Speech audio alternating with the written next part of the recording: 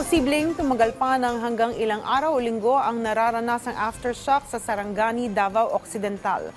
Samantalang, bakas pa rin ang pinsalang iniwan ng magnitude 6.8 na lindol sa lugar. May report si Rod Lagusad.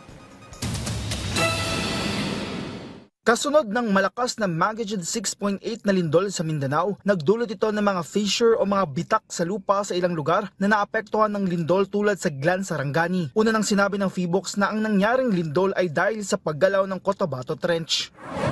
Liquefaction po ang dahilan kung bakit nagkaroon ng fissure sa may particularly yung Padidog Glan in Sarangani. Liquefaction usually happens in sandy areas near rivers and coastlines. Dahil sa malakas na ground shaking, usually sustained for 30 seconds or more, sand particles will settle down at ang umaangat ang tubig.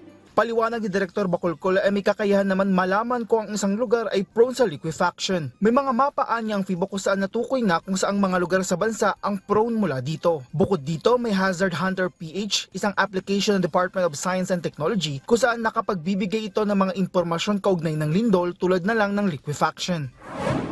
Kahit may mga engineering techniques naman po to lessen the impact of liquefaction hazards such as soil compaction, ground piling, or deep footings. Alam po ng mga civil engineers natin yan at saka mga structural engineers.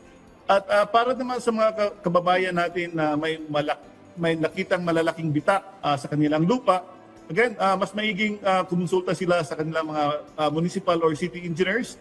Ito'y para mabigyan sila ng tamang abiso sa kung ano ang dapat gawin para mas maging matibay ang kanilang mga bahay. Samantala, higit 100 aftershocks na ang naitala ng PHIVOLCS kasunod ng malakas na lindol. Mula dito ay nasa 6 lang ang naramdaman na may lakas na magnitude 1.4 hanggang magnitude 4.9.